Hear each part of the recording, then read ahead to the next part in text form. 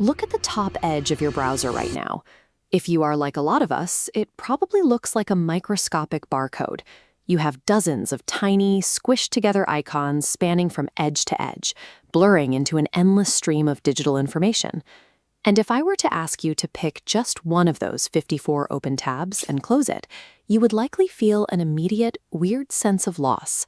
The mere thought of deleting a link you saved 3 weeks ago creates a very real, visceral, emotional friction. People walk past screens like that, gasp, and throw around words like disorganized, chaotic, or messy. There is a general assumption that a crowded browser is simply a sign of a lack of discipline, but that digital clutter actually functions as a secondary storage system. By keeping these tabs open, you are using the browser to extend your working memory, attempting to hold on to a network of connections that your biological hardware isn't built to store all at once.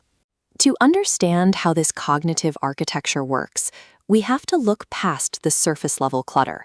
We need to trace the precise psychological life cycle of a single open tab. This schematic is your prefrontal cortex's short-term holding space.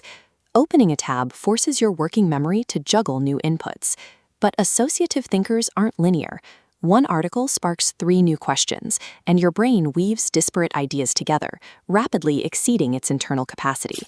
When biological memory hits its limit, those fleeting thoughts risk disappearing. Opening a new tab captures the thought in real time before the brain's internal buffer is overwritten. This is a technique called spatial mapping. You are outsourcing your cognitive load to the physical screen, creating a tangible placeholder for a train of thought you intend to follow. The initial explosion of tabs is a biological defense mechanism. It provides the external structure needed to prevent mental derailment. That explains why we open them, but it brings us to the end of the day. When it is finally time to power down and rest, we still refuse to just hit the X and close them out. This gauge represents your daily cognitive load. Over the course of a single day, the average adult makes approximately 7,000 choices.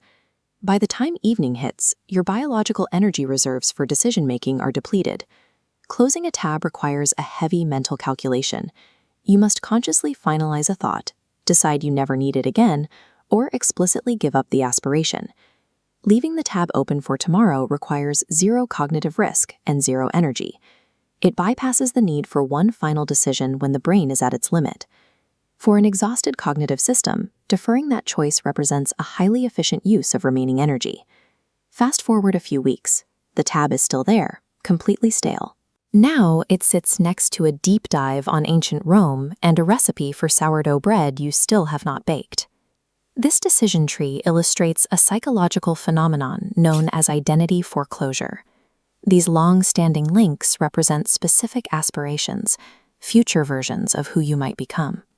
It means actively discarding the possibility of ever finishing that Roman history deep dive or learning that specific skill. Leaving the tab open preserves these potential identities. It keeps the possibilities suspended in an accessible state without requiring you to commit to or abandon them. Holding on to these links is an act of psychological self-preservation. It reflects a mind that is still evolving and refuses to narrow its identity prematurely. When we zoom out from the psychology of a single link, we can finally see the true function of the entire 50-tab browser window. These tabs form an anti-library, a physical archive of the knowledge you intend to acquire. It is a curated manifestation of your desire for growth. This collection of open tabs is a record of your learning process. It serves as a visible reminder of your curiosity, kept alive by your refusal to narrow your focus. The next time someone glances at your screen and makes a joke about the clutter, you can ignore the stigma. Your digital behavior is simply a byproduct of an ongoing work in progress. Your browser window reflects the way you process the world, not through a single narrow lens, but through an interconnected web of possibilities. For an associative mind, this is the most efficient way to keep its best ideas within reach.